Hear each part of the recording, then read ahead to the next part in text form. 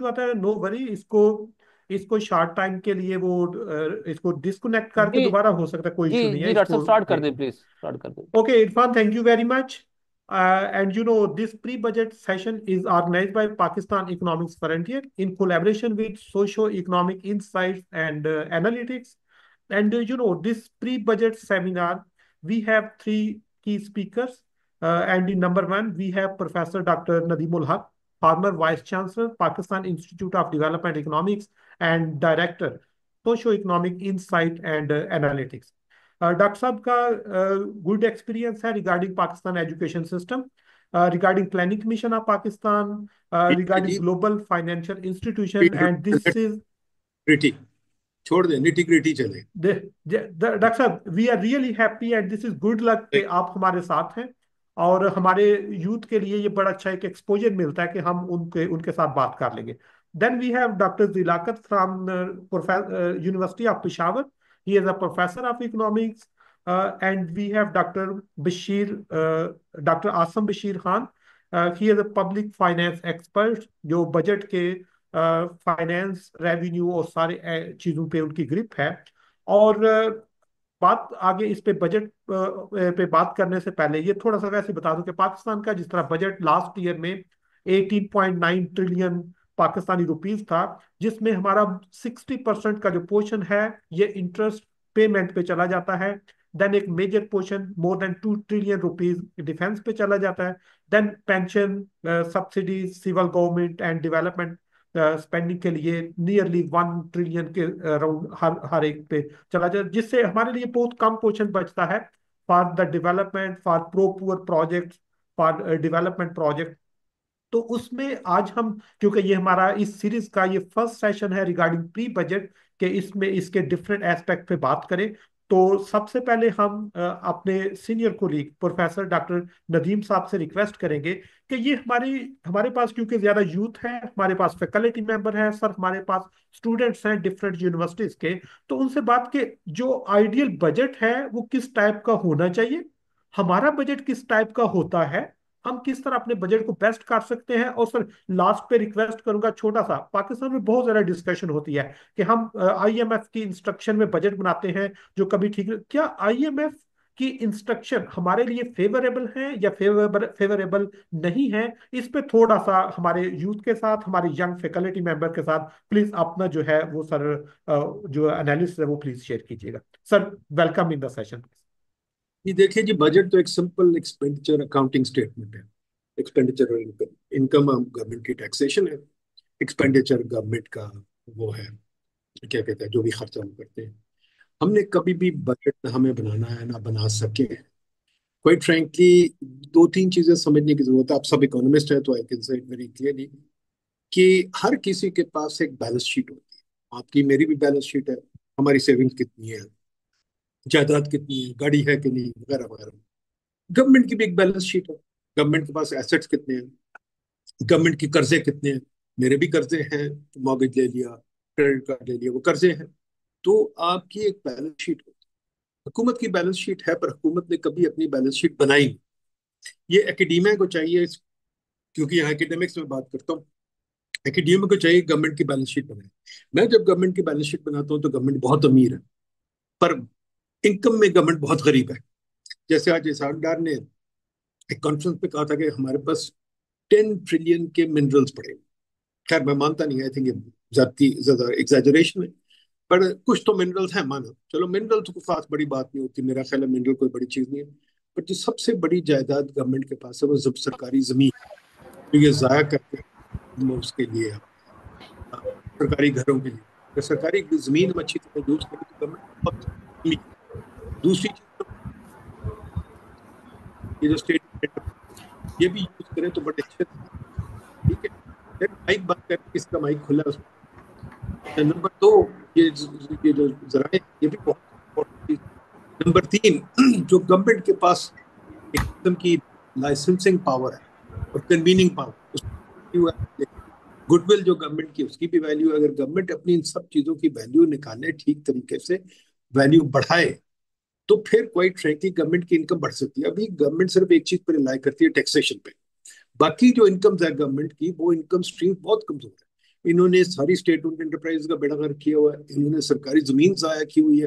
For example देखिए, अगर इस्लामाबाद में लेते, इस्लामाबाद में बहुत महंगी जमीन है, इस पे सरकारी घर बने, अगर आप सोचे इस पे कोई कमर्शियल प्लाजा बने तो बड़ी अच्छी इनकम आएगी। मैंने हिसाब भी लगाया था, $55 बिलियन की इन्वेस्टमेंट आती है, तो सोचो तकरीबन 5-1 बिलियन साल की तो इनकम आ जाती है उस पर। इसी तरह अगर देखें, अगर इनके जो यूटिलिटी स्टोर्स वगैरह इतनी अच्छी लोकेशन है, अगर उनको यूज करें तो बड़ी अच्छी इनकम। तो गवर्नमेंट अपनी इनकम ही यूज बनाती नहीं। गवर्नमेंट सिर्फ सोचती है उनका सोर्स ऑफ इनकम एक है कि आपसे टैक्स लेगी, मेरे से टैक्स लेगी। अच्छा ठीक है, टैक्सिंग पावर गवर्नमेंट की होती है और बड़ी अच्छी होती है, पर उसको भी हमने देखा है कि अगर वाइजली यूज करें, जैसे मर्लिस का आर्टिकल था ऑप्टिमल टैक्सेशन में, या और बड़े उसके बुकैनन वगैरह के बड़े अच्छे पीसेस हैं, अगर पढ़े तो taxing power of the government भी मैक्सिमाइज अगर ठीक तरीके से टैक्स करें। अगर हैप्पैज़र्ड टैक्सेशन करनी है, जैसे पुराने जमाने में होता था कि बादशाह सलामत आके आपके घर से चीजें उठा के ले जाते थे, तो फिर क्या करते थे लोग, अपना सोना जमीन के नीचे दबा देते थे, या अपनी सेविंग जो है वो जाके बाहर दबा देते थे। तो इसलिए ये हो जाता सिचुएशन। अब हमारी हुकूमत भी मेडिवल हुकूमत की तरह सिर्फ आके जोर लगाती है कि जी एक 15% टैक्स दे दो, मोबाइल फोन पे 20% दे दो, एसएमएस पे 30% दे दो, बिजली पे, फिर बिजली पे 30% के बाद जीएसटी भी दे दो। फिर एक और चीज है, हुकूमत करती है कि जी वो आपके टैरिफ से बहुत पैसे लेते हैं, बिकॉज हमें पैसे नहीं मिलते, तो टैरिफ्स आपने इतने बढ़ा दिए हैं कि आपकी सारी डोमेस्टिक इंडस्ट्री नाकारा हो गई है। तो गवर्नमेंट को समझ नहीं आती टैक्स पॉलिसी क्या होती है। दे टैक्स पॉलिसी जो होती है, अगर मालीज या बुकैनन वगैरह पढ़े, जो tax policy really has to be based on something very simple, कि सारे ट्रांजैक्शंस पे मैं कोई चीज खरीदूं तो मेरे से चले 5-10% ले ले। मैं अगर कोई इनकम कमाता हूँ, मेरे से अगेन बड़ी क्लीनली 5-10% ले ले। इनफैक्ट अगर देखा जाए, वो तीन सोर्सेज ऑफ रेवेन्यू चाहिए। एक सोर्स ऑफ रेवेन्यू होना चाहिए आपकी इनकम, एक सोर्स ऑफ रेवेन्यू चाहिए आपकी ट्रांजैक्शन, एक सोर्स ऑफ रेवेन्यू होना चाहिए टैरिफ पर बहुत थोड़ा, बहुत थोड़ा, बल्कि उसको रेवेन्यू का सोर्स निकाल ही दे अपनी तरफ से। तीसरा सोर्स होना चाहिए एक्साइज ड्यूटी। फॉर एग्जाम्पल, आप सिगरेट पे लगाएं, शराब पे लगाएं, हमने शराब बैन की हुई है, वो मिलती है ब्लैक में, तो गवर्नमेंट को चाहिए उस पर टैक्स लगा के खुद क्लेम कर ले। मैंने एस्टिमेट लगाया था लॉन्ग टाइम को, $2-3 बिलियन टैक्स पे आ जाता है शराब पे, अगर ये मान जाए। ठीक है, so I quite frankly taxable item है। इसी तरह बहुत सारे लोग और सिन टैक्सेस जिनको हम कहते हैं उन पे लगाते हैं। जैसे फॉर एग्जांपल, एक सिन टैक्स लगाना चाहिए शुगर पे लगाना चाहिए। हमारे we got the highest diabetes in the world, we got 30% of the people are diabetic. तो बजाय हमें शुगर को सब्सिडाइज करने के, वी शुड टैक्स शुगर। तो ये एक और टैक्स है। दूसरी साइड पे अगर हमारे एक्सपेंडिचर पे, तो हमारे एक्सपेंडिचर पे जो आपने बताया था, अभी ब्रेकडाउन बड़ा अच्छा दिया था। पॉइंट ये कि हमारा एक्सपेंडिचर में ब्रेकडाउन ये है कि हम सरकारी मुलाजमत बढ़ाते जाते हैं, और सरकारी मुलाजमत ताहयात चलती रहती, कभी रुकती नहीं, और उसकी पेंशन भी ताहयात चलती रहती, बल्कि बच्चों की जिंदगी में भी चलती रहती है। तो हमें सरकारी मुलाजमत को थोड़ा काटना पड़ेगा और उसको रैशनलाइज करना पड़ेगा। तीसरी चीज जो है कि एक और बड़ी प्रॉब्लम है कि गवर्नमेंट जो है, सरकारी मुलाजिम जो है, वो सोचते हैं कि उनका काम ये है कि वो कारोबार रोके, कारोबार रोक के वो प्रॉफिट बनाते हैं, रेंट सीकिंग करते हैं, जो इसको मैं कहता हूँ गेट कीपर टैक्स, वो गेट कीपर टैक्स लगाते हैं, उसकी वजह से सारा कारोबार गिर जाता है। तो अब ये भी एक प्रॉब्लम हो गया, हुकूमत की एक्सपेंडिचर बढ़ती रहती है। तीसरी जो उसके एक्सपेंडिचर के अंदर दो चीजें बड़ी इंपॉर्टेंट है, तो आपने फौज की बात की, दूसरी जो आपने बात बड़ी इंपॉर्टेंट है date servicing.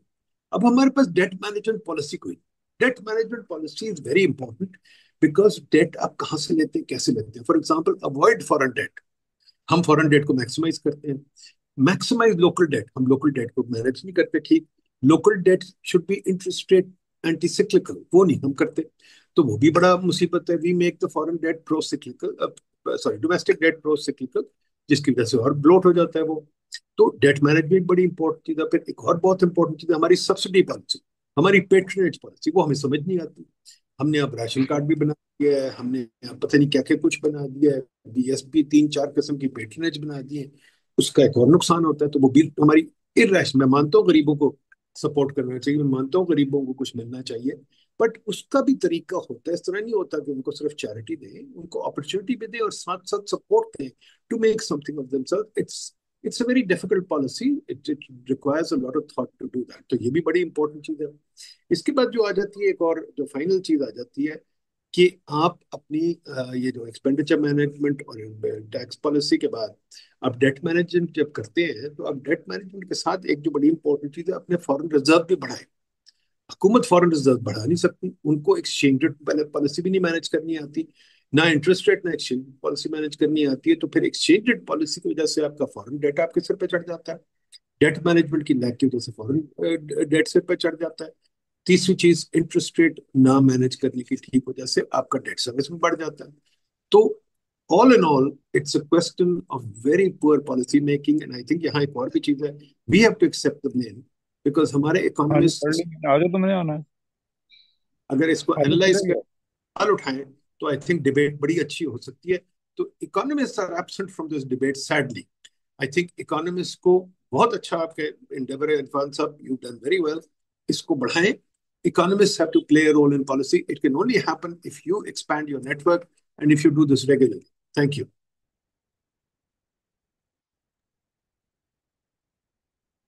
Sir thank you very much. Sir बहुत अच्छा लगा कि आपने बड़ा अच्छा कि हमारी जो रिसोर्सेज की प्रॉब्लम नहीं है, हमें रिसोर्सेज को ऑप्टिमाइज करने की जरूरत है, हमारे रिसोर्सेज को रैशनलाइज करने की जरूरत है। आपने बताया कि यस, हमारी जो पॉलिसी मेकिंग है ये पुअर प्रोसेस है, इसके लिए हमें इकोनॉमिस्ट को इन्वॉल्व करना होगा। और मेरा है इस सिलसिले में ये जो पाकिस्तान इकोनॉमिक्स फोरम जो है, इन्होंने ये जो प्री बजट सेशन शुरू किए हैं, ये एक बड़ा अच्छा एक अवेयरनेस देगी हमारे यंग लोगों को कि किस तरह ये प्रोसेस चलता है और हम इसमें किस तरह इन्वॉल्व हो सकते हैं। किस तरह अभी इरफान वो प्लान कर रहा है कि हमारे जो ये यंग लोग हैं ये लिखें, ये न्यूज़पेपर में लिखा करें, ये छोटे छोटे ब्लॉग लिखा करें, ये कुछ इस तरह की एक्टिविटीज करें ताकि सोसाइटी में एक अवेयरनेस हो। Sir thank you very much कि बहुत अच्छा लगा आपको सुन के कि आपका माशाल्लाह जितना एक्सपीरियंस है। और अभी हम आगे मूव करते हैं। We have doctor Zilakat Khan Malak from university of Peshawar. Doctor साहब एक सीनियर इकोनॉमिस्ट हैं, प्रोफेसर हैं इकोनॉमिक्स के, और थ्योरेटिकली चीज़ों को बहुत अच्छी तरह जानते हैं कि किस तरह budget, specifically if we are talking about Pakistan, तो पाकिस्तान में जब बजट बनता है तो उसमें हमारे कौन से बैरियर्स हैं। डॉक्टर जिलाकर साहब थोड़ा इस पर भी बात करेंगे कि हम आइडियल एक जो सिचुएशन है वो कौन सी थ्योरेटिकली हो सकती है, बाद में हम उस पर देखेंगे कि हमारे उसके रास्ते में बैरियर कौन से होते हैं। डॉक्टर जिलाकर साहब welcome, and please please share your like insights on the budget.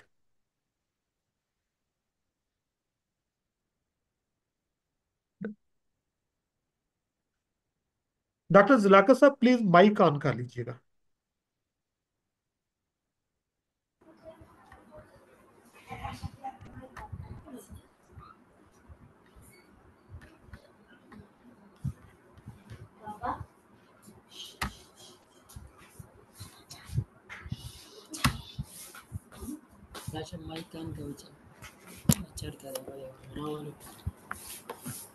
Doctor साहब ओके है, आप स्टार्ट कर दे।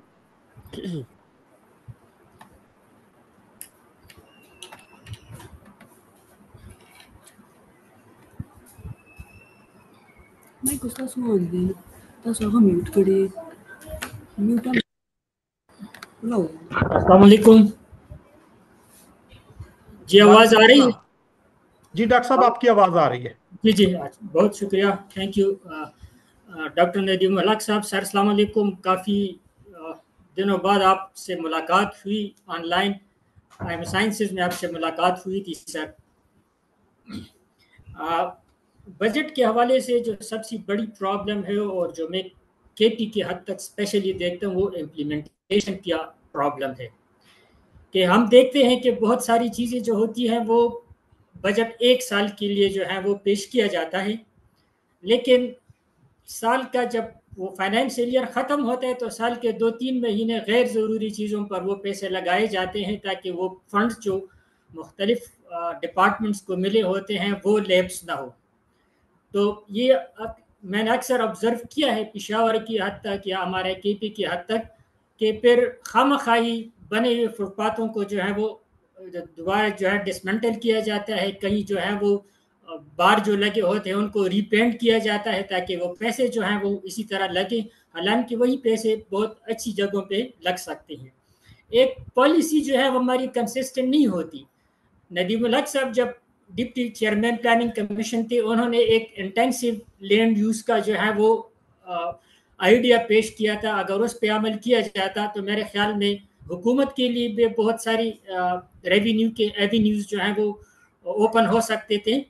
कि और काफ़ी ज़मीन की जो है बचत भी हो सकती थी, लेकिन जब नदीमुल हक साहब गए प्लानिंग कमीशन से तो आइडिया भी पता नहीं कहाँ पे गायब हो गया, हमें फिर वो कहीं पर ही जो है वो नज़र नहीं आया।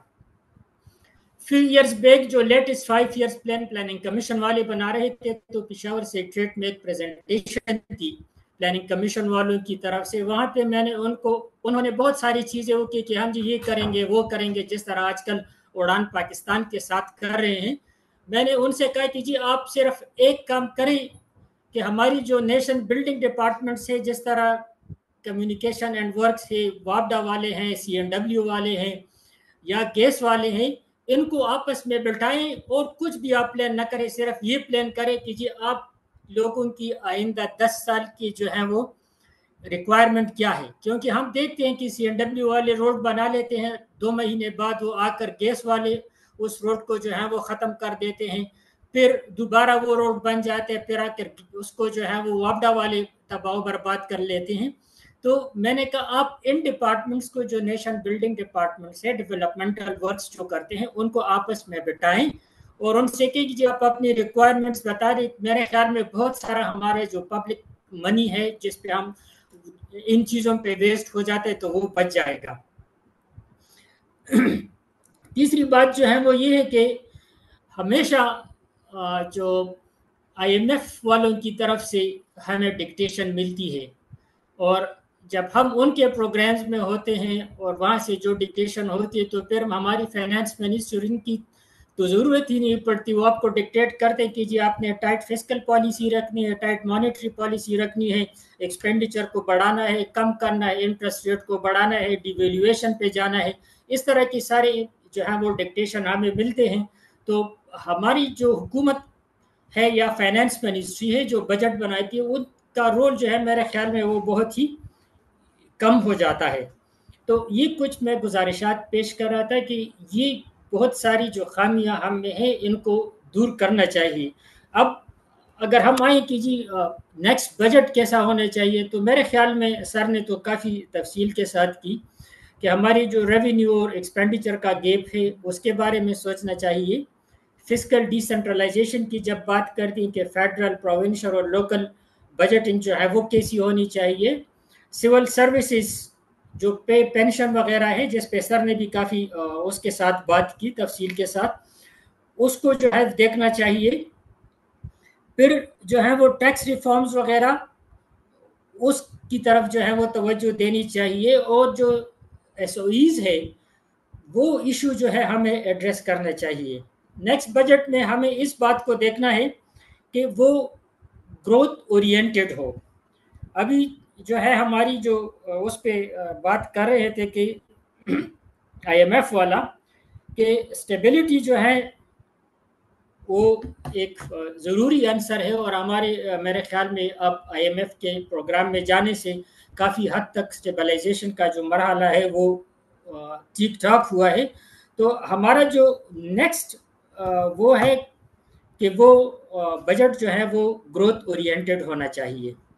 ग्रोथ ओरिएंटेड इंडस्ट्रीज, जो एक्सपोर्टेबल इंडस्ट्री है, उस पर तवज्जो देनी चाहिए कि हम एक्सपोर्ट लेड इंडस्ट्री को इनकरेज करें मुख्तलिफ तरीक़ों से, और अगर ये नहीं हो सकते तो फिर इंपोर्ट सब्स्टिट्यूशन पे जो है वो तवज्जो देनी चाहिए।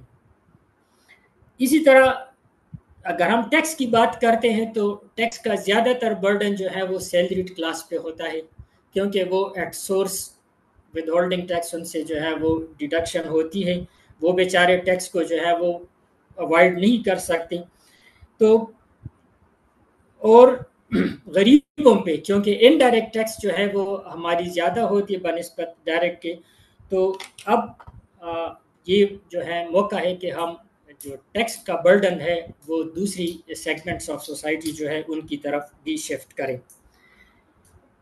और जो इकोनॉमीज है, जिस तरह वेस्ट हम करते हैं कि अभी कैबिनेट का साइज़ देख ले, इससे पहले गवर्नमेंट्स में कैबिनेट का साइज़ देख ले, अभी एक इंटीरियर मिनिस्ट्री के लिए हमने 3 वज़ीर रखे हैं।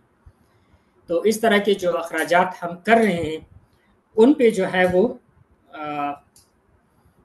कमी आनी चाहिए। इसी तरह ह्यूमन कैपिटल में इन्वेस्टमेंट होनी चाहिए जिसमें एजुकेशन और सेहत जो है वो ऑन द टॉप है, और प्राइवेट सेक्टर को जो है स्पेस देनी चाहिए। पब्लिक सेक्टर को चाहिए कि वो प्राइवेट सेक्टर को फैसिलिटेट करे, और प्राइवेट सेक्टर जो है वो लीड करे इकोनॉमी की उसमें डेवलपमेंट में और ग्रोथ में। Thank you.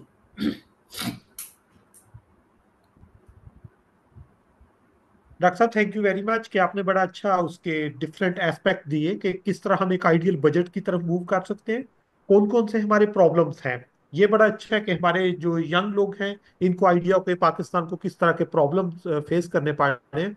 जिस तरह डॉक्टर नदीम साहब ने बड़ा अच्छा एक पॉलिसी पर्सपेक्टिव से बात की, आपने उसका सारे थ्योरेटिकल इनसाइट्स दिए।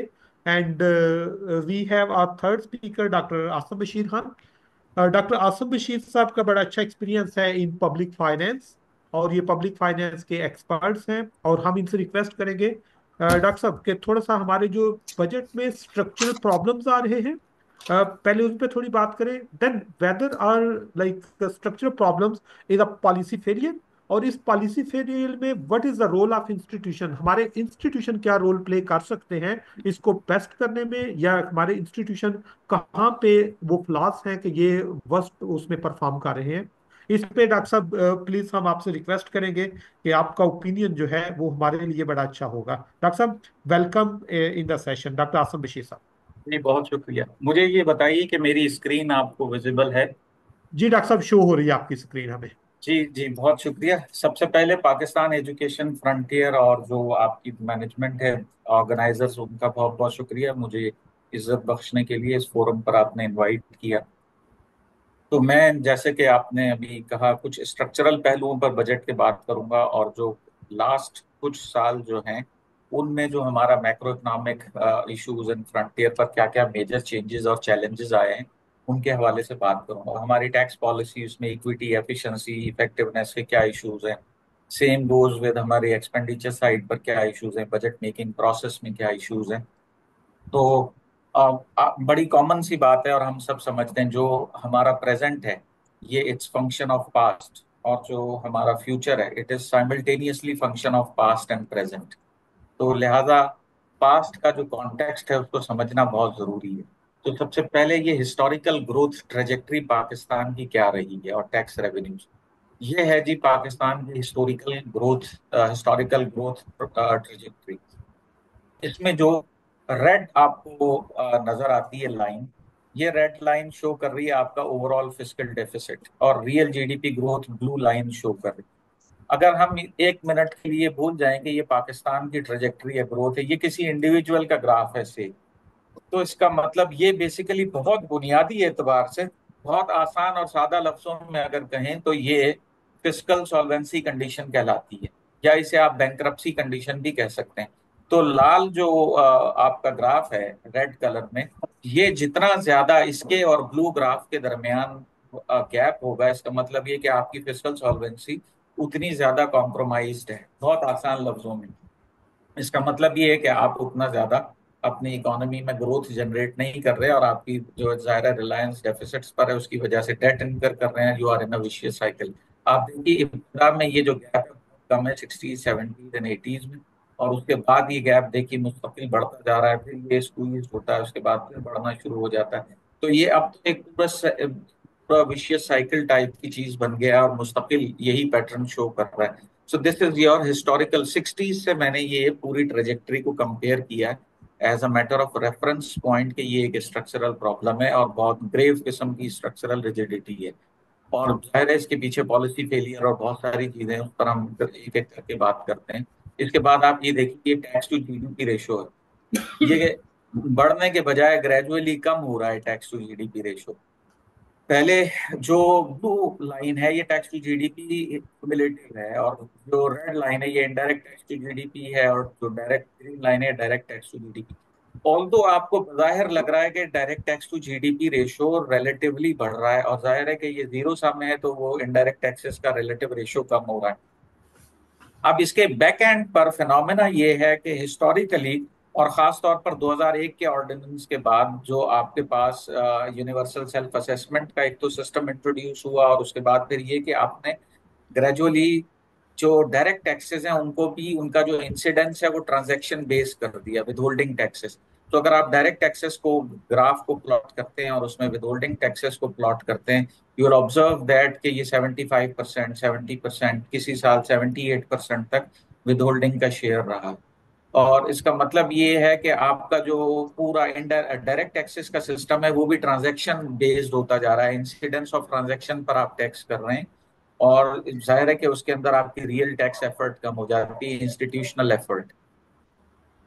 जो लास्ट कुछ सालों में पाकिस्तान का मैक्रो इकोनॉमिक सिनेरियो जो इन बजट्स को भी अफेक्ट कर रहा है, और ऑन गोइंग जो रिफॉर्म्स चल रहे थे, कुछ रिफॉर्म्स दरमियान में कट हो गए, कुछ रिफॉर्म्स स्टिल चल रहे हैं, सो उन पर मैं डिस्कशन करूंगा इन ब्रीफ।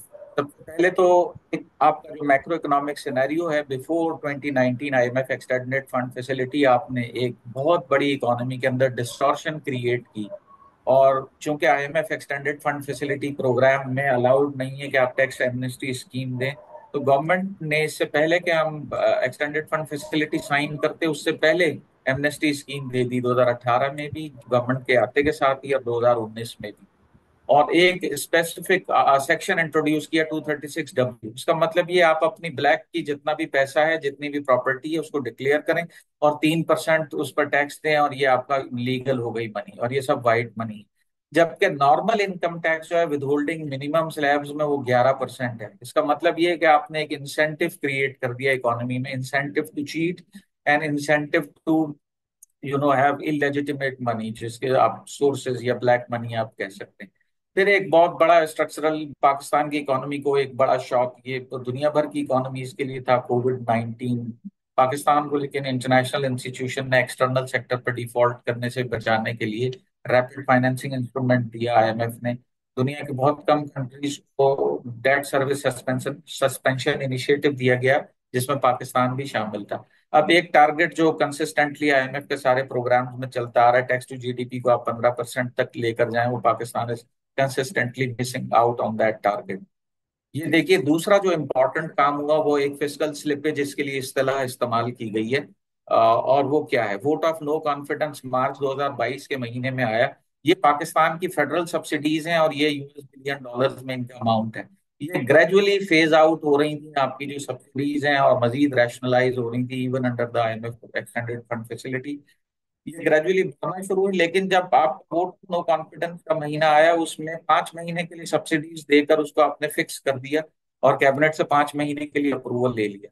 और वो क्या था, अनटारगेटेड सब्सिडी, 5 रुपए फी यूनिट ऑफ इलेक्ट्रिसिटी, 5 रुपए फी यूनिट पर एमएमबीटी ऑफ गैस, और 10 रुपए पर यूनिट ऑफ पेट्रोल।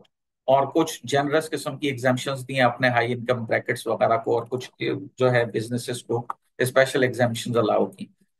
अब ये इतनी बड़ी फिस्कल स्लिपेज थी, इस फिस्कल स्लिपेज की वैल्यू थी 1.5% ऑफ जीडीपी, $9 बिलियन। ये जो रेड बार नजर आ रहा है आपको, this was the cost of vote of no confidence to the economy, वो जो गवर्नमेंट ने जाते जाते किया। और ये आपकी पूरी इकोनॉमी के, फेडरल गवर्नमेंट और चारों प्रोविंसेस के हेल्थ बजट से ज्यादा है ये वैल्यू। और अब पाकिस्तान इकोनॉमी दोबारा इस विशियस साइकिल में घुस चुकी है, और दोबारा हम फेज आउट नहीं कर पा रहे। वही अनटारगेटेड सब्सिडीज। अब इन सब्सिडीज का जो एक दूसरा पहलू है वो देखिए आप, इन सब्सिडीज का मेजर 82, 73, 96, 84% कहाँ जा रहा है, पावर सेक्टर में। प्रोडक्शन भी पावर सेक्टर में सब्सिडीज पर जा रहा है, कंजम्पशन बेस्ड सब्सिडीज तो बहुत ही कम। और power sector is highly monopolised by government itself. तो वो जो सब्सिडीज का पूल है बड़ा नॉन ट्रांसपेरेंट किस्म का है, और जिस तरह का स्ट्रक्चर और डिजाइन है सब्सिडीज का, तो ये एक बहुत बड़ा स्ट्रक्चरल कंस्ट्रेंट है। और आप देखिए ये कंस्ट्रेंट अपनी जगह एग्जिस्ट करता है, और अभी और पाकिस्तान की इकोनॉमी इस वक्त भी इसकी वजह से काफी सारे फिस्कल जो है इश्यूज फेस कर रही है। ये देखिए दूसरी, ये टैक्स एग्जाम्पशंस एंड कंसेशंस हैं, जिसे आप टैक्स एक्सपेंडिचर्स कहते हैं। It now stands about 3.7% of GDP. जो हमारा तालीम और सेहत पर वफाक का और सूबों का मुश्तरका जो बजट है, उससे ज्यादा बजट आपके इकोनॉमी में टैक्सेशन की एग्जाम्पशन और इस्तिस्ना का बजट है। ये देखिए 3.879 ट्रिलियन ये बजट है पाकिस्तान की इकोनॉमी में, और ये ग्रेजुअली बढ़ता जा रहा है। वंस अपॉन अ टाइम ये जब इनकम टैक्स ऑर्डिनेंस 2001 इंट्रोड्यूस हुआ था, उसके बाद ये 0.3, 0.4, 0.5% ऑफ जीडीपी था पाकिस्तान का टैक्स, ये जो टैक्स एग्जाम्पशन का। और अब जो टैक्स एग्जाम्पशन है 3.7% ऑफ जीडीपी। इंडिया का टैक्स एग्जाम्पशन जो है इस वक्त भी 0.6 to 0.7% of Indian GDP, although absolute term में वो बहुत ज्यादा होगा, इंडियन इकोनॉमी का वॉल्यूम बहुत बड़ा है, but it stands 0.6% of GDP. अब दूसरा पहलू देखिए इसी का, ये जनरस टैक्स एग्जेम्पशन हैं जो ग्रेजुअली बढ़ती जा रही हैं, आप देख रहे हैं 3.7% तक आ गई हैं। और नीचे जो बार्स हैं इनको देखिए आप, ये सोशल प्रोटेक्शन स्पेंडिंग है, मैक्सिमम 0.7% ऑफ जीडीपी तक गई है। इस 0.7% में आधी स्पेंडिंग जो है just one single largest programme Benazir income support programme से आ रही है। अगर आप अपना टैक्स एक्सपेंडिचर जस्ट 20% से कट डाउन करते हैं, तो आप ये जो आपके सोशल प्रोटेक्शन प्रोग्राम है इनका क्वांटम डबल कर सकते हैं, या जो है फेज आउट कर सकते हैं। ये कतई नजर इसके कि मैं कंपैरेटिव पेश कर रहा हूं यहाँ पर, सिर्फ क्वांटिफिकेशन के एतबार से और कंपेयर कर रहा हूँ टैक्स एग्जेम्पशन और उसको। लेकिन जो आपके सोशल प्रोटेक्शन प्रोग्राम के डिजाइन है उसमें बहुत सारी फ्लॉज मौजूद हैं। मिसाल के तौर पर ग्रेजुएशन स्ट्रेटेजी नहीं है आपके यहाँ, बहुत कोई मौसर किस्म की कंडीशनल का जो क्वांटम है वो बहुत कम है, ग्रेजुअली गवर्नमेंट बढ़ा रही है, और स्टिल बहुत सारे एडिक्वेसी ऑफ कॉम्पनसेशन एक प्रॉब्लम है। बहुत सारी चीजें एग्जिस्ट करती हैं जिसको आपको रिफॉर्म करने की जरूरत है कमिंग बजट्स में। अब देखिए ये है आपका जनाब पावर सेक्टर। ये पाकिस्तान के पावर सेक्टर की तमाम डिस्कोज हैं। इसमें इलेक्ट्रिक को अगर आप छोड़ दें, ये डिस्को कंपेरेबल नहीं है बाकी तमाम डिस्कोज से, क्योंकि प्राइवेट सेक्टर में बाकी तमाम डिस्कोज जो है ये सारी public sector discoms. In public जो मैंने रेड से हाईलाइट की हैं, दो सिंध की हैं और एक बलूचिस्तान की, इनके आप रिकवरी देखिए, recovery percentage of sector electric सबके देखिए 66.5, कोटा इलेक्ट्रिक की 36.9। और कोटा इलेक्ट्रिक की रिकवरी बेहतर थी, ग्रेजुअली खराब होती जा रही है और होती जा रही है मुस्तकिल। इसी तरह आप सक्कर इलेक्ट्रिक देखिए कि कंसिस्टेंटली खराब है। इसी तरह आप हैदराबाद इलेक्ट्रिक कुछ इम्प्रूव करते हैं उसके बाद फिर दोबारा खराब है। ये तीन डिस्कोज बहुत सीवियर लॉसेस ड्रेन कर रही है नेशनल एक्सचेकर को। और आप ये के इलेक्ट्रिक जो इसके रिकवरी परसेंटेज देख सकते हैं, इट स्टैंड्स 93% रफली मोर रिसेंटली। ये है financial position of Pakistan international airline, जिसका दोनों आईएमएफ प्रोग्राम्स में तस्करा था इसको प्राइवेटाइजेशन करने के लिए। और भी कई इदारों का है, नेशनल है, स्कूल का है, मुख्तलिफ डिस्कोर्स का, सॉरी। तो आप देखिए पाकिस्तान का डायलेमा देखिए, स्ट्रक्चरल रिजिडिटी देखिए, ये यानी कोई भी शख्स अपनी लागत से कम में माल कैसे बेच सकता है, सर्विसेज कैसे फरोख्त कर सकता है। ये देखिए पहली मर्तबा 2013 में, 2012-13 फिजिकल ईयर में पाकिस्तान इंटरनेशनल एयरलाइन ने ग्रॉस लॉस किया है, ये जो ब्लू बार नीचे आया है। उससे पहले कभी भी ग्रॉस लॉस नहीं था, ग्रॉस प्रॉफिट में थी लेकिन नेट लॉस था। तो आप देख सकते हैं ग्रॉस लॉस की है और उसके बाद इसके हालात खराब होते गए, नेट लॉस की भी जो वो है वो बढ़ती चली गई है, नेट लॉस की वैल्यू जो है।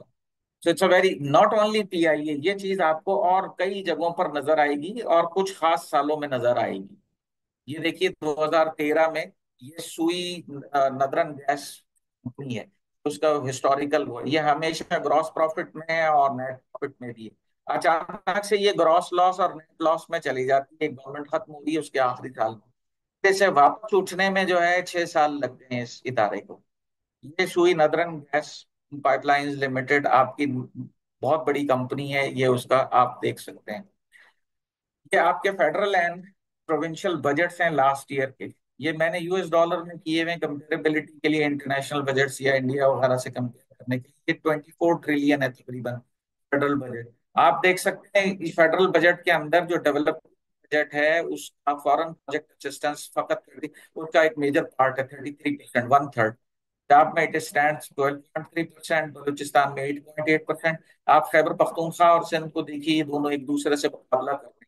35% सिंध का जो डेवलपमेंट बजट है वो फॉरेन लोन्स पर मबनी है। अब ये इसकी वो क्या है, इसकी जाहिर है कि पाकिस्तान, एक आपने कॉन्सेप्ट पढ़ा होगा इकोनॉमिक्स में, पब्लिक फाइनेंस में, डेट न्यूट्रलिटी। यहाँ पर डेट न्यूट्रलिटी भी एग्जिस्ट नहीं करती। जैसे जैसे ये लोन बढ़ाते जा रहे हैं वैसे वैसे टैक्सेस बढ़ा रहे हैं। Government of Sindh is the only government जिसने लास्ट ईयर हेल्थ और एजुकेशन सर्विसेज को टैक्स किया। पाकिस्तान में किसी गवर्नमेंट ने नहीं किया, अंडर जो Sindh sales tax on services के जो रूल्स हैं और एक्ट है उसके तहत।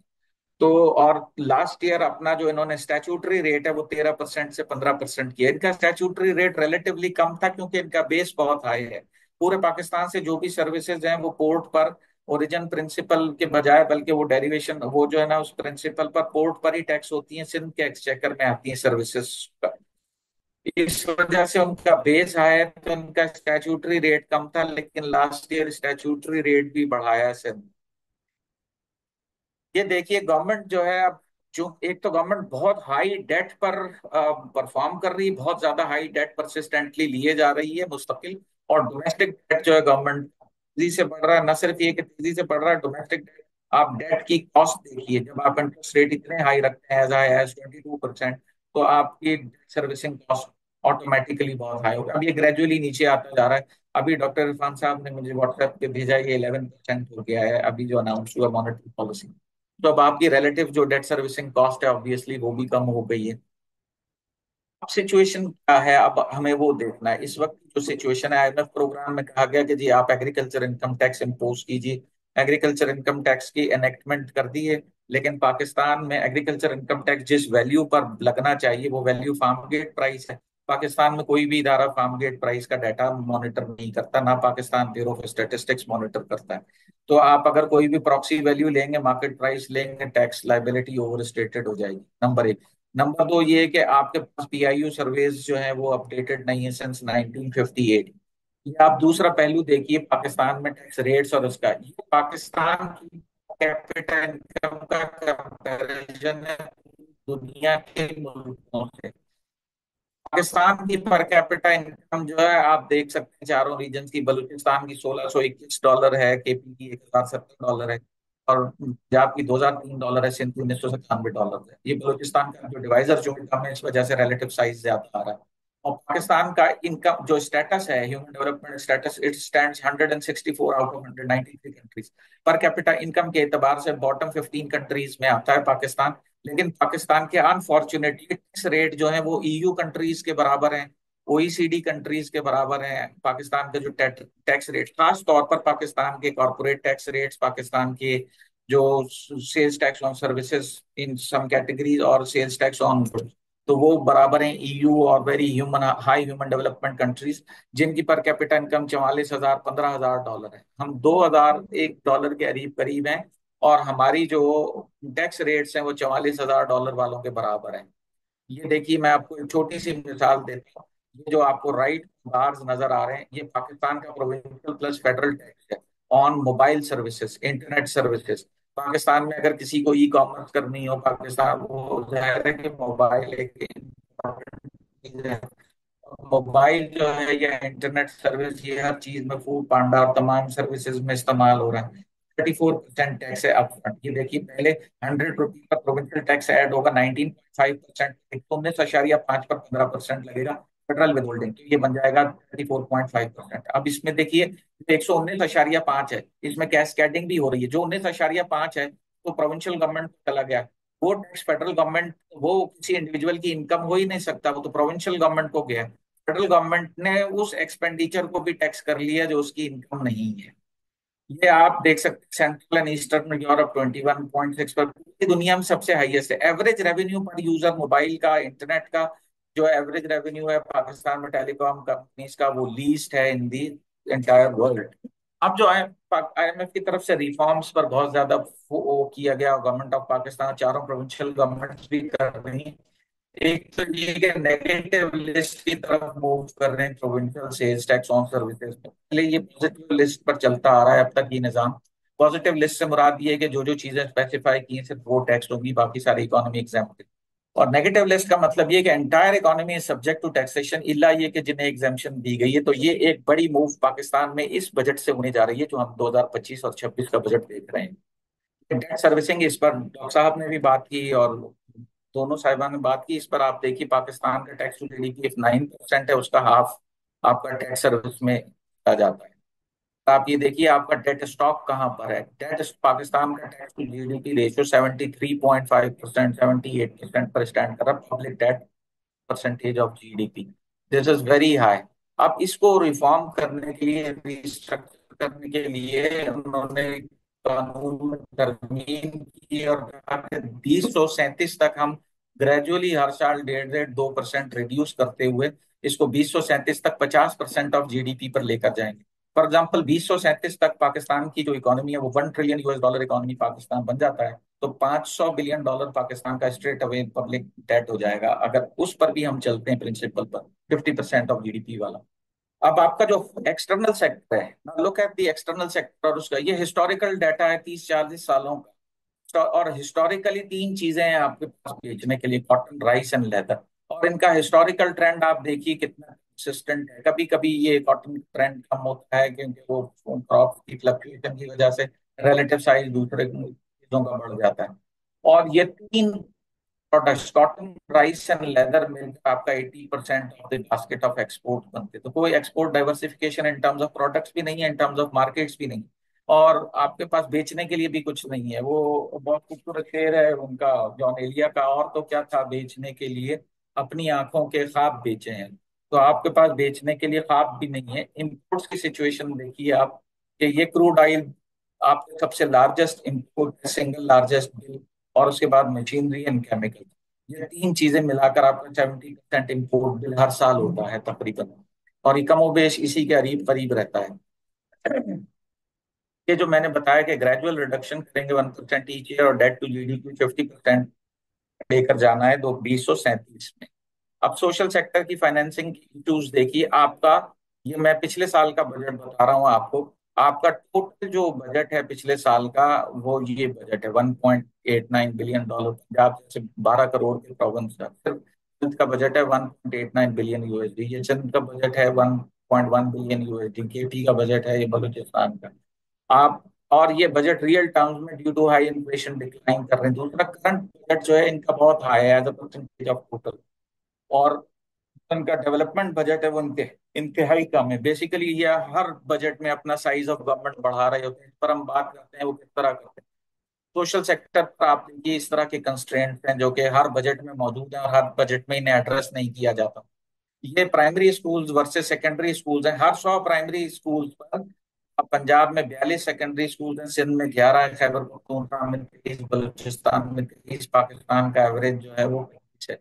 आप देखिए इसका नतीजा क्या निकलता है। इसका नतीजा ये निकल रहा है कि आपके पास बाय डिजाइन सिस्टम में कैपेसिटी नहीं है, और आपका सेकेंडरी पर ड्रॉप आउट रेशियो बहुत हाई होगा।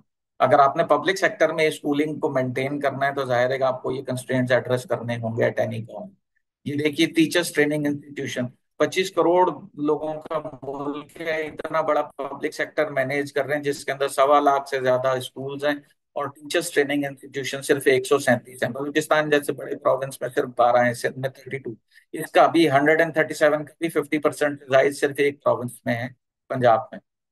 ये स्कूल्स हैं विदाउट इलेक्ट्रिसिटी। आपको तकरीबन 64% स्कूल प्राइमरी के विदाउट इलेक्ट्रिसिटी हैं, आप ये देख सकते हैं। और कितना ये ग्रेव कंसर्न है। ये आपकी मिसिंग फैसिलिटीज हैं, ये स्कूल्स विदाउट ड्रिंकिंग वाटर हैं। तो ये सारी चीजें जो है, ये सप्लाई साइड कंस्ट्रेंट जो है, ये आपको नजर आते हैं। आपका जो ग्लोबल हॉस्पिटल्स बेड्स पर 1000 रेशो है, is amongst the lowest the entire world. दुनिया के बिल्कुल जो लो ह्यूमन डेवलपमेंट कंट्रीज हैं, ये उनके बराबर है। ना सिर्फ ये, बल्कि हमारा हेल्थ सेक्टर में जितनी भी prioritisation of health sector budget है, प्रायोरिटाइजेशन हमारी नजर आती है टर्शरी हेल्थ केयर की तरफ। तो हमारा सारा जो फोकस है वो टुवर्ड्स टर्शरी हेल्थ केयर है, प्रिवेंटिव बेसिक हेल्थ केयर पर हमारा फोकस बहुत कम है। तो मैं यहाँ पर दूसरा बजटरी प्रोसेस के बारे में कुछ मुख्तसर बात करता हूँ। पाकिस्तान का जो बजटरी प्रोसेस है वो हिस्टोरिकल एक ही पैटर्न पर चलता आ रहा है, विच इज सिंपली आप बेसलाइन रेफरेंस लेते हैं लास्ट ईयर बजट को, और उसके अंदर इंक्रीमेंटल बजटिंग करते रहते हैं। अब वो रिफॉर्म्स करने के लिए इंटरनेशनल इंस्टीट्यूशंस के कहने पर भी एक अजीब तरह से रिफॉर्म्स कर रहे हैं परफॉर्मेंस बेस्ड बजटिंग के लिए। वो क्या करते हैं कि जी पहले बजट इंक्रीमेंटल पर बना लेते हैं, और उसके आगे जो है केपीआई टारगेट्स डाल देते हैं। इसको कहते हैं प्रेजेंटेशनल परफॉर्मेंस बेस्ड बजटिंग। हालांकि होना चाहिए फंक्शनल परफॉर्मेंस बेस्ड बजटिंग। इसका मतलब ये है कि आपने अगर ये केपीआई अचीव नहीं किया तो अगले साल आपको जो है इसके पैसे नहीं मिलेंगे इस हेड में या इस कॉस्ट सेंटर में। तो एक बड़ी चैलेंजिंग सिचुएशन है कि पाकिस्तान का पब्लिक सेक्टर का जो साइज है ग्रेजुअली बढ़ता जा रहा है। ग्रेजुअली नहीं बढ़ता बल्कि डिस्प्रोपोर्शनेटली बढ़ता है। और पाकिस्तान में जो दूसरी चीज है कि पाकिस्तान में प्राइवेट सेक्टर, एनजीओ, ये डिस्प्रोपोर्शनेटली गवर्नमेंट के साइज को ओवरकम कर चुके हैं, गवर्नमेंट के साइज से कहीं ज्यादा इनका साइज है। ये हमने लास्ट 2022 के फ्लड्स में भी देखा और मुख्तलिफ उसमें देखा। तो ये सारे स्ट्रक्चरल कंस्ट्रेंट्स और इंस्टीट्यूशनल और बैड गवर्नेंस इश्यूज जो है हमारे सामने हैं, ये बजट बनाते हुए, जो बजट हम बना रहे हैं। डॉक्टर नदीमुल हक साहब तशरीफ फरमाए, तो मैं इस मौके का फायदा उठाते हुए ये कोट करना चाहता हूँ। उन्होंने अपनी किताब में वो जो लुकिंग बैक जो है, जिसमें how Pakistan become the Asian tiger, उसमें 2025 को एक कट ऑफ ईयर लिया है और उन्होंने कहा कि इस ईयर तक जो है पाकिस्तान की सारी पॉलिसीज खराब रही और इसके बाद से टर्न अराउंड हुआ। और फिर तो आई होप कि पाकिस्तान में इसके बाद से रियल टर्न अराउंड हो। उन्होंने अपनी बुक में रेफर भी किया है कि फिर 2011 की ग्रोथ स्ट्रेटजी को रिकंसिडर किया गया और उस पर काम हुआ, और इंडिजिनस होम ग्रोन एक ग्रोथ स्ट्रेटजी थी, कस्टमाइज थी, based on our own local expertise and based on local जो हमारा तजर्बा है 70 सालों। तो लेकिन ये जितनी भी डिस्कशन मैंने की, आप देखिए सारी स्ट्रक्चरल रिजिडिटीज और स्ट्रक्चरली वो जो गलतियां हम कर रहे हैं वो कंसिस्टेंटली करते जा रहे हैं, कंसिस्टेंटली करते जा रहे हैं। सो हमारी टैक्स पॉलिसी में equity is highly compromise, same is the case with expenditure policy, equity and efficiency both are highly compromise. मैंने रियली सॉरी कि मैं बहुत ज्यादा बोलता चला गया हूँ और काफी वक्त लिया। आप इस पे कुछ डिस्कशन करना चाहें तो I would like to and hear. एंड आखिर में आपका ऑर्गेनाइजर्स का बहुत बहुत शुक्रिया। Thank you so. Doctor Asim, thank you very much कि आपने बड़ा अच्छा इकोनॉमी का ओवरव्यू, स्ट्रक्चरल प्रॉब्लम्स के, हमारी इकोनॉमी का जो स्ट्रक्चर है ये किस तरह एक और कंसिस्टेंटली वो प्रॉब्लम परसिस्ट कर रही है। So thank you very much doctor Asim. Nadeem साहब से हम मेरा ख्याल कोई एक अपना कमेंट्स भी देंगे। सर इसके साथ हम आपके साथ एक छोटी सी और भी उसमें ऐड कर दीजिएगा कि डॉक्टर आसम ने आईएमएफ के हवाले से थोड़ी सी बात की है। सर पाकिस्तान दुनिया का वो कंट्री है जिसने सबसे ज्यादा आईएमएफ के प्रोग्राम लिए हैं और स्टिल हम अभी वो स्ट्रक्चरल प्रॉब्लम भी रिजॉल्व नहीं कर सके। तो सर अपने कमेंट्स के साथ ये भी शेयर कीजिएगा कि आईएमएफ पाकिस्तान की इकोनॉमी के लिए कितना जरूरी है, क्या इसके बगैर हम गुजारा कर सकते हैं या नहीं, मतलब उसका पाकिस्तान की इकोनॉमी में क्या रोल है और किस तरह हम इसको ऑप्टिमली यूटिलाइज कर। सर काइंडली इसको भी अपने कमेंट में ना ऐड कर दीजिएगा sir please. Thank you Asim, पहले तो कंग्रेचुलेशन, बहुत अच्छी आपने प्रेजेंटेशन की, वेरी गुड प्रेजेंटेशन। पर एक चीज जो हमें सोचना है ना, चले आईएमएफ के कॉन्टेक्स्ट में बात करते हैं। आपने आईएमएफ की बात की, बड़ी अच्छी बात थैंक यू सर। की। Is our problem, IMF is not a solution. IMF ने हमें 75 साल से एक चीज कही है। अगर आप लोग, कल मैंने एक शेयर किया था वीडियो, आप लोग प्लीज देखें, केन रोगोफ का। केन रोगोफ जो है बहुत बड़ा इकोनॉमिस्ट है, आईएमएफ में भी था 2 दफा आईएमएफ में रहा, फिर वो हार्वर्ड में आजकल प्रोफेसर है, very important guy, written a number of very good papers and books. उसने कल अपने, कल के पिछले हफ्ते जो भी जब हुआ था, टाइलर कोवन के साथ उसकी एक थी पॉडकास्ट, कॉन्वर्सेशन विद टाइलर, तो उसमें उस टाइलर ने पूछा कि भाई आप पाकिस्तान के बारे में क्या सोचते हैं। उसने कहा पाकिस्तान तो एक बास्केट केस है, पाकिस्तान ने कभी ठीक नहीं होना, ये आईएमएफ के अंदर ताहयात रहेगा। हमें कोशिश करनी चाहिए कि इसको सिर्फ पैसे देते रहो, because it's in important country, इसको हम फेल नहीं होना चाहते, बट ये फेल हो चुका है। उसने उसको कहा, टाइलर ने कहा कि भाई आप बताएं कि ये 25th आईएमएफ प्रोग्राम, अगर आप खुदा हो, आप आईएमएफ के खुदा हो, आप 25th आईएमएफ प्रोग्राम दे देंगे। उसने कहा देना पड़ेगा, पाकिस्तान तो अगर नहीं देंगे तो 24th प्रोग्राम पे डिफॉल्ट कर देगा, पाकिस्तान तो हमेशा डिफॉल्टिंग कंट्री रहेगा। तो आप माशाल्लाह पाकिस्तानी इकोनॉमिस्ट हैं, प्लीज ये समझ लें, we are a failed defaulting country as far as economics is concerned. I won't talk about anything else. Economic policy हम बना ही नहीं सकते, पता नहीं क्या वजह। अभी आसम साहब ने बड़ी अच्छी बातें की, मुझे बताइए ये क्या बजट प्रोसेस की उन्होंने बात की, बड़ी अच्छी बात की, पर मैं बताता हूँ जो मुझे समझ आती है, बजट प्रोसेस हमारा है ही नहीं आसम साहब। आप देखिए कॉन्स्टिट्यूशन में लिखा हुआ है कि बजट डिबेट होनी चाहिए, बिल्कुल। हमारी डिबेट हफ्ता 2 हफ्ते भी नहीं होती, उसमें भी पॉलिटिक्स की बातें करते हैं। और 14th अमेंडमेंट ने जो लगा दी थी चीज कि पार्टी के हिसाब से आपको वोट करना है, तो बजट पे डिबेट नंबर 1। नंबर 2, जब बजट बनता है तो पार्लियामेंट में पेश आता है तो कोई उसको पढ़ता भी नहीं, सोचता भी कुछ नहीं कि क्या है। नंबर 3, ईसीसी की पहली मीटिंग आती है, मैं हफीज शेख को हमेशा कहता था कि यार देखो हमने बजट तो तोड़ दिया तुम्हारी स्पीच के 1 मिनट बाद, क्योंकि ईसीसी की पहली मीटिंग आती है हम तोड़ देते हैं। अब ईसीसी पे हमें कोई एनालिसिस करना चाहिए, किसी इकोनॉमिस्ट को थीसिस करना चाहिए ईसीसी पे। ईसीसी पे सिवाय बजट तोड़ने के कुछ नहीं करती। एक बात गौर करिए, अगर बजट बनता है तो बजट इज डॉक्यूमेंट, जब पास हो जाता है it's a law. Budget is a law, एक एक नंबर उसका लॉ है। वो नंबर चेंज नहीं होने चाहिए बगैर पार्लियामेंट के वापस आए। कॉन्स्टिट्यूशन ये कहती है कि वो नंबर नहीं चेंज होना चाहिए। तो मुझे समझ नहीं आती कि प्राइम मिनिस्टर के पास पैसे कब आते हैं, कहाँ से आते हैं, जब वो कहीं जाके 2 बिलियन 3 बिलियन अनाउंस कराता है। ये पैसे कहाँ से आते हैं जबकि ये टीवी के एड्स निकल आते हैं बहुत सारे। ये पैसे कहाँ से आते हैं जबकि आपके माशाल्लाह सप्लीमेंट्स निकल आते हैं अखबारात में। तो बजट का प्रोसेस बिल्कुल टूटा हुआ है। फाइनेंस मिनिस्ट्री जिधर मर्जी लगा देती है। अब देखें प्लानिंग है, प्लानिंग ने इस वक्त अगर आप पीएसटीपी देखें 19 बिलियन अपने हाथ में रखे हुए। अब मुझे बताइए जो मिनिस्ट्री सैंक्शन कर रही है पैसे, वो अपने हाथ में प्रोजेक्ट कैसे रखती है? अगर ये 19 बिलियन अपने पास रखे हो, प्रोजेक्ट बनाया, नीड टू प्रोजेक्ट बनाया हुआ है, सिप है प्रोजेक्ट, ये बनाया हुआ प्रोजेक्ट, वो इधर उधर, अगर प्लानिंग मिनिस्ट्री अपने आप को पैसे दे रही है तो उसमें कॉन्फ्लिक्ट ऑफ इंटरेस्ट होना चाहिए। मुझे समझ नहीं आती कि कोई नोटिस ही नहीं करता कॉन्फ्लिक्ट ऑफ इंटरेस्ट क्यों है। अच्छा, पीएसटीपी, पीएसटीपी मैं कल परसों किससे, मिफ्ता से ही बात कर रहा था। आपको वीडियो आ जाएगा इंशाल्लाह कल परसों, आप देखिएगा। मिफ्ता भी कह रहा था कि पीएसटीपी बंद कर दो। पीएसटीपी मैंने 2012 में जब वो एफईजी लिखा था और ये अपनी किताब में भी लिखा था कि भाई पीएसटीपी खत्म करो यार, माजी की बात है। हक हैग मॉडल जिसको मैं कहता हूँ, जो प्रोजेक्ट बेस्ड है, महबूबुल हक और हार्वर्ड एडवाइजरी ग्रुप, हक हैग मॉडल अब खत्म करें। आपको पता है हक हैग model was a variant of the two gap model. अब टू गैप मॉडल आपका पुराना हो चुका है। अब आप सोचिए, इंडोजिनस ग्रोथ आ गया पॉल रोमर का या लुकस का, तो इंडोजिनस ग्रोथ मॉडल में तो ये प्रोजेक्ट्स होते ही नहीं। It has to be innovation, productivity. अब हम प्रोजेक्ट मोड में, अभी तक हम वो कर रहे हैं, सड़क बना रहे हैं, मेट्रो बना रहे हैं, पता नहीं क्या क्या बना रहे हैं, बुलेट ट्रेन बना रहे हैं, ये वो भी सारे कर्जे पे। तो हमारी कर्जे की पॉलिसी जो मैंने आपको कहा है ही कोई। हमने बड़ी देर से कोशिश की है कि हम डेट मैनेजमेंट ऑफिस आईएमएफ का बनाए। डेट मैनेजमेंट ऑफिस हमने क्या बनाया, जहाँ अशफाक साहब भी लगे थे, वो मिनिस्ट्री ऑफ फाइनेंस में एक अफसर होता है जो सेक्रेटरी के नीचे बैठा होता है। हमने लिखा जो हमारे रिफॉर्म एजेंडा में जो मैंने बनाया था कि जी आप डेट ऑफिस स्टेट बैंक की तरह बाहर बनाए मिनिस्ट्री ऑफ फाइनेंस के, और वो डेट ऑफिस पर प्रॉपरली डेट मैनेज करे ऑन मॉडर्न प्रिंसिपल्स। ये सेविंग्स जो आपकी नेशनल सेविंग्स है, इसको और डेट को मिला दे।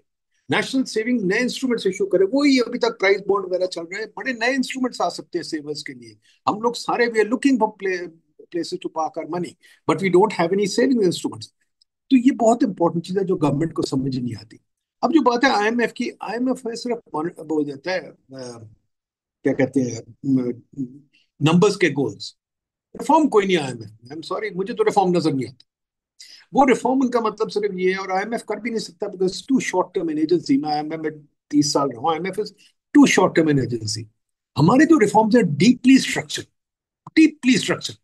अभी आसिम साहब ने बड़ी अच्छी बात की, इन्होंने टैरिफ्स का बताया, एक्सपोर्ट्स का बताया, सोशल सेफ्टी का भी बताया, हेल्थ का बताया। हमारे एक्सपेंडिचर सब जगह जो है वो कोई प्रोडक्टिविटी पे बेस्ड नहीं। आपने मीडियम टर्म बजट का बताया, मीडियम टर्म बजट तो इसने बनाया था एफसीडीओ ने, और एक बच्चा बिठा दिया वहां, नुमान इश्तियाक जो बिठा दिया था वहां मिनिस्ट्री ऑफ फाइनेंस में। बस वो ग्रीन बुक आती है, उस पर कोई इंटरेस्ट नहीं लेता, कोई गौर नहीं करता। मैंने 2011-12 में जब मैंने फ्रेमवर्क इकोनॉमिक ग्रोथ बनाया था, मैं बड़ा लड़ा था हाफिज से भी कि framework economic growth planning commission, sorry, ये जो परफॉर्मेंस बजट है प्लानिंग कमीशन में ले आओ, पीएसटीपी खत्म कर दो और पीएसटीपी डिपार्टमेंट्स को दे दो, और let the planning commission manage the performance management system, but through reform. अब रिफॉर्म क्या है? This is where you guys come in, you economist. अब बताइए रिफॉर्म क्या है? क्या हमारा रिफॉर्म सिर्फ है कि रोज टैक्स लगाते हैं? बल्कि we need to lower our tax, we need to lower our tax. और ये जो एफपीआर को हमने 8 सैलरीज दी हुई हैं, 100% सैलरी देते हो, ये क्यों दी हुई है? अब आप लोग इसका जायजा क्यों नहीं लगाते? हमारे जो अभी कल एफबीआर को आपने परमिशन दे दी कि आप किसी के मार धाड़ करें, जाके उसकी बीवी उठा ले, बच्चे उठा ले, ये क्या बकवास? मॉडर्न जमाने में आप कब आएंगे? आप मुझे बताइए, आज तक हमारे पास डिजिटाइज टैक्स सिस्टम भी नहीं। मैं टैक्स अपना जो मेरा तो बड़ा सिंपल टैक्स रिटर्न है, कोई कॉम्प्लिकेटेड है ही नहीं। एक क्या कहते हैं, रेंटी, और कुछ नहीं है। तो मैं उसको फाइल ही नहीं कर सकता खुद, मुझे जाना पड़ता है अकाउंटेंट के पास। तो हमारे पास क्यों नहीं, why don't we have digital? जो आप बात करते हैं जीएसटी की, बड़ी देर से हम बात कर रहे हैं। मेरा दोस्त इत्तिशाम, उसको भी मैं एक दिन ले आऊंगा आपके पास। वो बेचारा रोता रहा है इस पे कि यार वीएटी ठीक कर लो कर लो, हम अभी तक नहीं कर सके। क्यों नहीं कर सके? Digitisation is so simple, so easy, आजकल आराम से हो जाएगा। मैं कहता हूँ ओरेकल या एसएपी को $5 लाख दे दे, पूरे सिस्टम बना देगा आपको मुल्क के लिए, पर ये करना नहीं चाहते। तो मसला ये है वो। अच्छा, एक और बड़ी बात है, देखिए आसिम साहब, दो तरीके डेट रिड्यूस, या तो हम अपने खून पसीना एक कर दें और डेट रिड्यूस करें, नहीं कर सकते। 50% तो भूल जाए, मुझे पता नहीं कब 50% आएगा।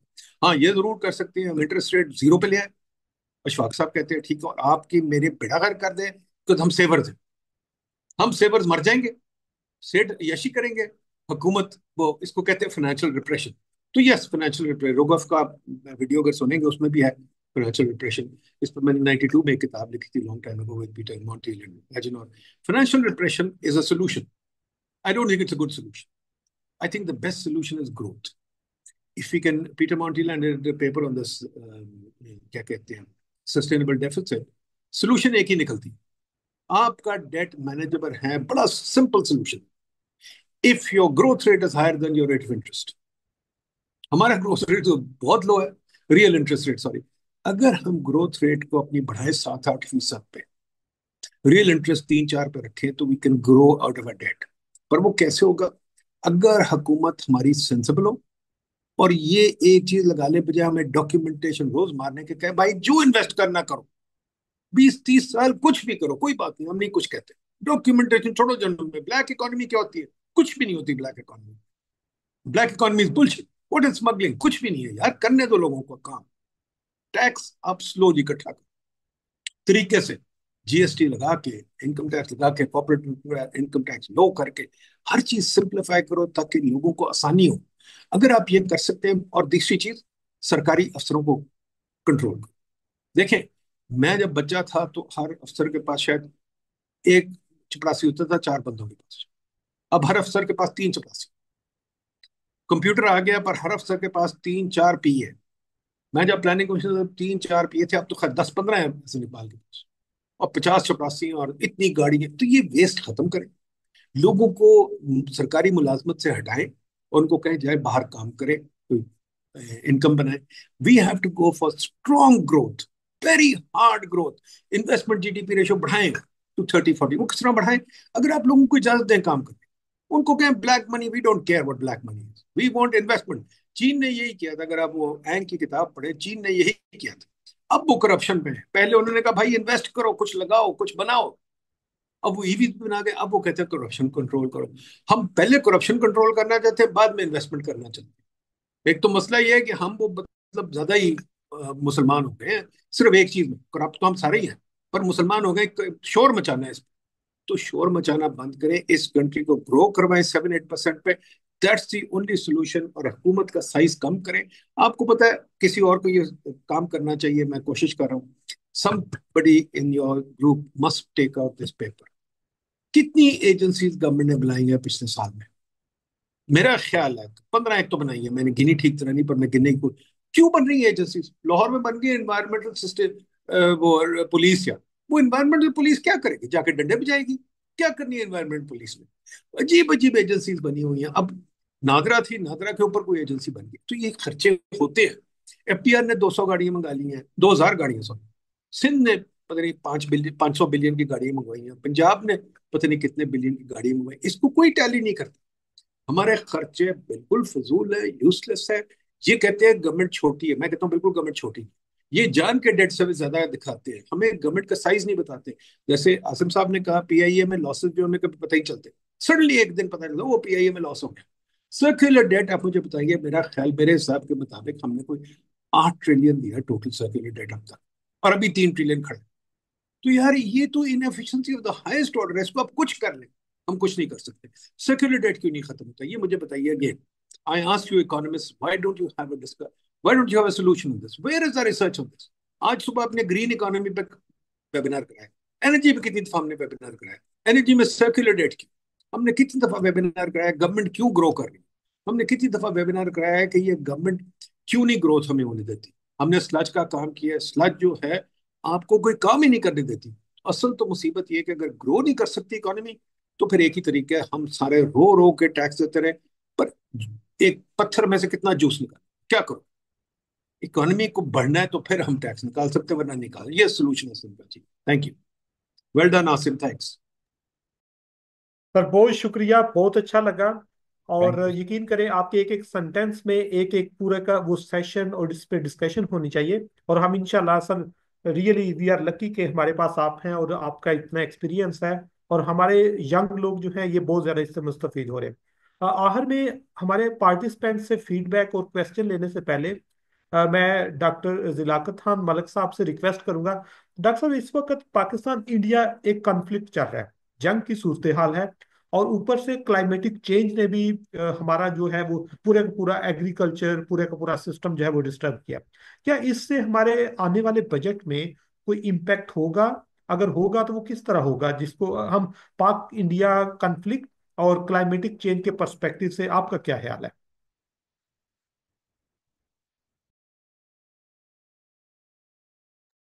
डॉक्टर साहब माइक प्लीज ऑन कर लीजिएगा। डॉक्टर जिलाकर साहब प्लीज।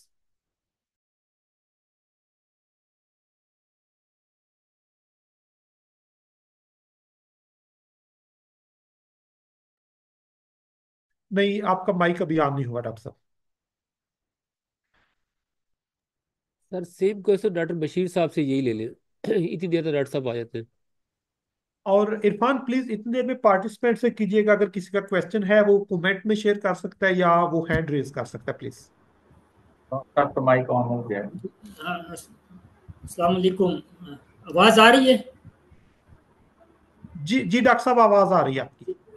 जाहिर है आपने इम्पैक्ट तो पड़ेगा, क्योंकि अब जो ग्राउंड रियलिटीज़ है उसको देखते हुए ज़्यादा फंड जो है वो फिर डिफेंस की तरफ जो है वो डाइवर्ट कर जाएगी, ज़्यादा एलोकेशन डिफेंस की तरफ हो जाएगी, क्योंकि डिफेंस मिनिस्ट्री से या पार्लियामेंट खुद सोचेगी प्राइम मिनिस्टर की ज़्यादा एलोकेशन होनी चाहिए, और वो पैसे जो हेल्थ और सोशल सेक्टर में लगने थे, एजुकेशन पे लगने थे, वो इस तरफ हो जाएगी।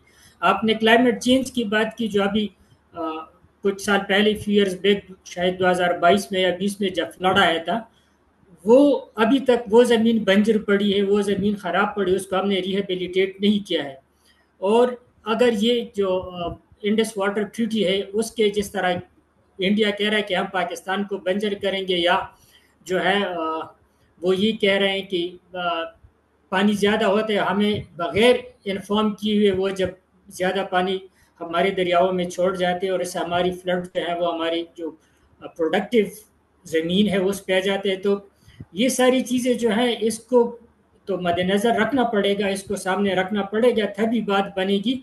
और मेरे ख्याल में हमारे जो पॉलिसी मेकर्स हैं उनको इस तरफ जो है वो कोई ध्यान नहीं है कि इस तरफ वो सोचे और इस बारे में जो है वो कोई लाइन ऑफ एक्शन जो है वो ड्रॉ करे, क्योंकि वो सिर्फ पॉलिटिकल स्कोरिंग और पॉलिटिकल गेंस की तरफ ज़्यादा देखते हैं। लॉन्ग टर्म और जो रियल प्रॉब्लम्स हमारे हैं उस तरफ उनकी तवज्जो जो है वो बहुत कम है, जितना मैंने देखा और देख रहा हूँ।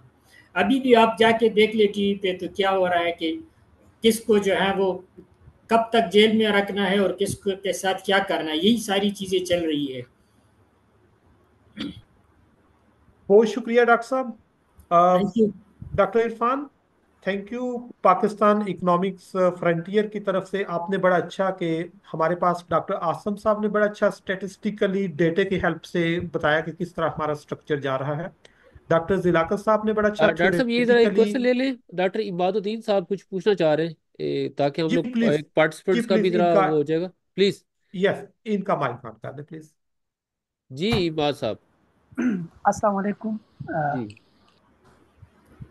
सर मेरा क्वेश्चन ये है कि हमारी जो नेशनल डिस्कोर्स है इसमें एनएफसी की बात होती है, लेकिन जब बात आती है प्राइवेट फाइनेंस कमीशन की तो इस पर मतलब कोई मतलब डिस्कशन वगैरह नहीं होती है। बीइंग अ रेजिडेंट आप खैबर पख्तूनख्वा हमारे एरिया में मतलब जहाँ से भी सीएम आता है तो फिर जो 5 साल होते हैं तो जितना भी मतलब बजट एक्सपेंडिचर होता है, जितना भी मतलब डेवलपमेंटल काम वगैरह होते हैं तो इसी डिस्ट्रिक्ट में होते हैं। So as we need private finance commission, the need of the hour.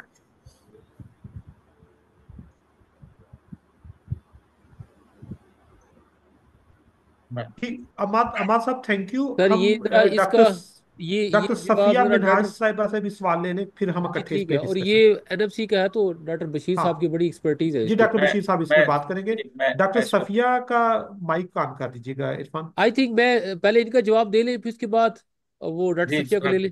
Please. Okay. कैसे कर।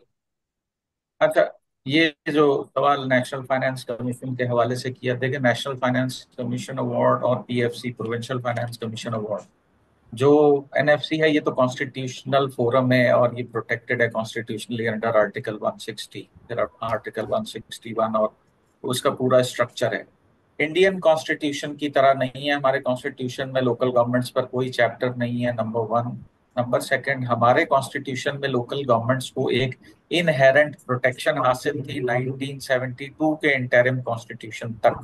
1973 में पाकिस्तान में जो कॉन्स्टिट्यूशन वो हुआ यूनानिमसली अब मंजूर, उस कॉन्स्टिट्यूशन में लोकल गवर्नमेंट की जो कॉन्स्टिट्यूशनल प्रोटेक्शन है वो खत्म हो गई।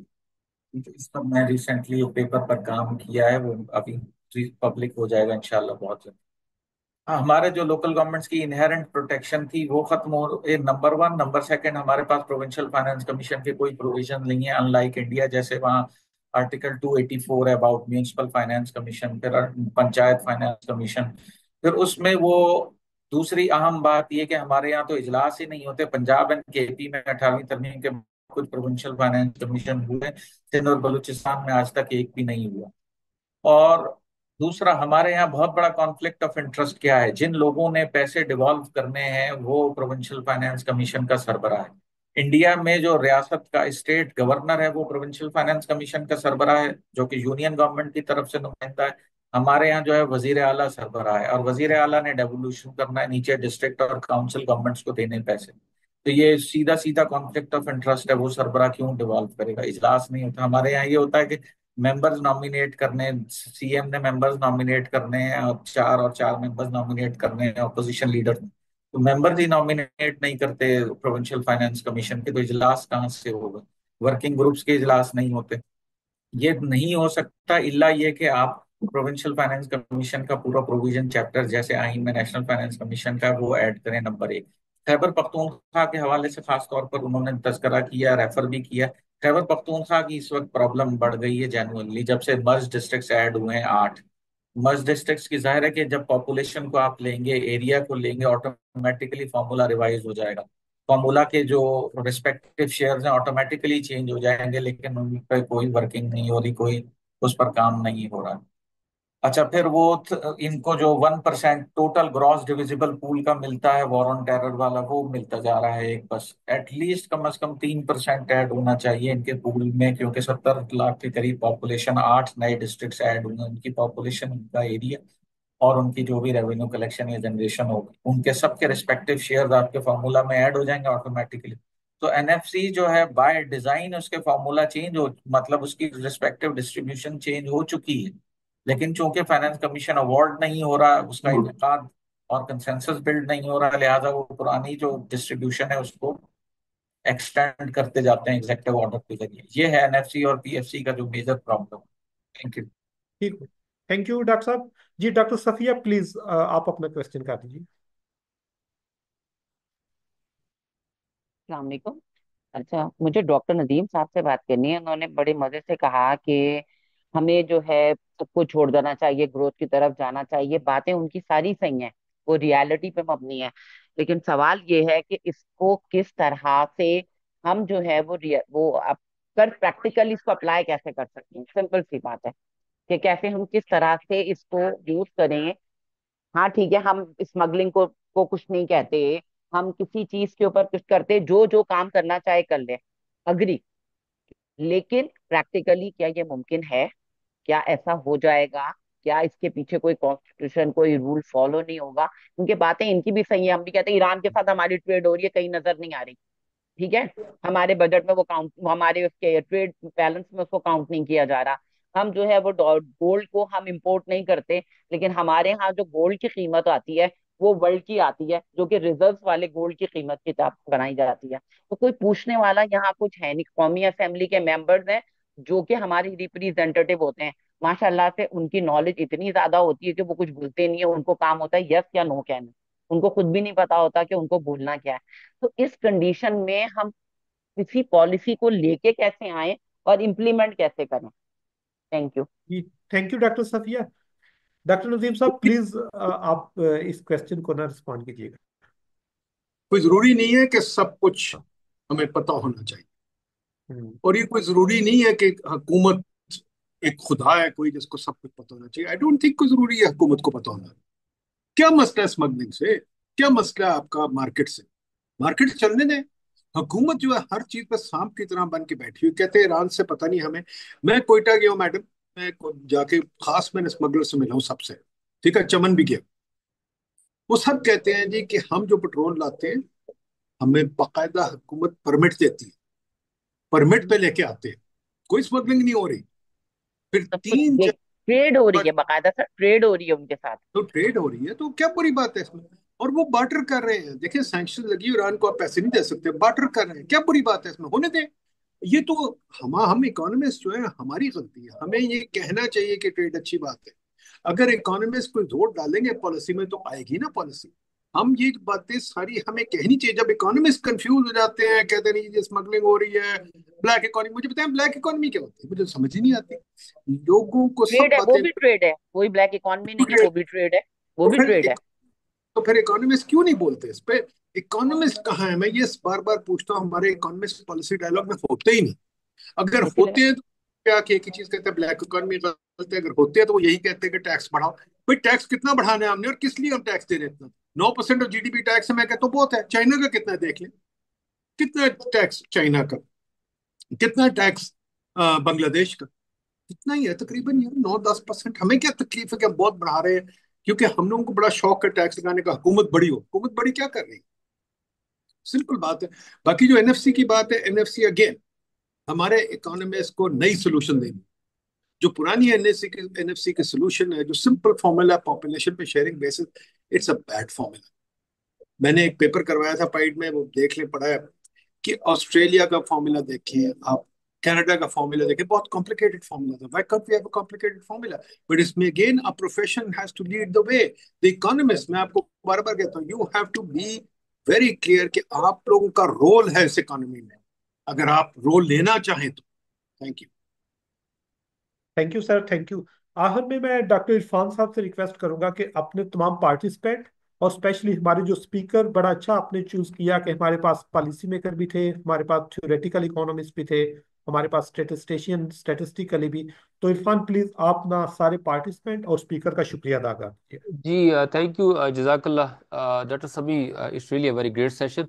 और डॉक्टर नदीमुल हक साहब, डॉक्टर ज़िलाकत खान मलिक साहब, डॉक्टर आसिफ बशीर साहब, आपने तो पूरे का पूरा हमारा शजरा वो खोल के रख दिया कि हम लोग कहाँ पे खड़े हैं और कहाँ पे नहीं खड़े।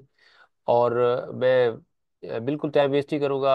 जो हमारे पार्टिसिपेंट थे, डॉक्टर सफ़िया मिनाज साहबा हैं, डॉक्टर अब्दुल रशीद साहब, और मतलब और भी जितने लोग आए, उन सबका शुक्रिया कि उन्होंने टाइम निकाला। और हम लोग इंशाल्लाह ताला इसको सीरीज को लेके चलेंगे और सीरीज में डिफरेंट पैनलिस्ट को ऐड करते रहेंगे ताकि उनका व्यू लें और पूरे पाकिस्तान की एक नुमाइंदगी हो सके। तो ओवरऑल जिस तरह एक डॉक्टर नदीमुल हक साहब की एक लेजेसी हमने स्टार्ट की है कि ये वेबिनार और ये जो डिबेट कल्चर है, मैं इनको दाद दूंगा कि इन्होंने स्टार्ट किया और हम इसी को लेके इंशाल्लाह ताला हम इनको अब देखें, हम तो इनको मेंटोर मानते हैं।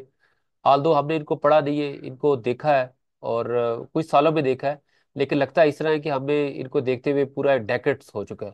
तो हम इनको लेके चल रहे हैं और इनसे हमने सीखना है। इनका जो माइंड है वो बड़ा यंग है, बिलीव करें।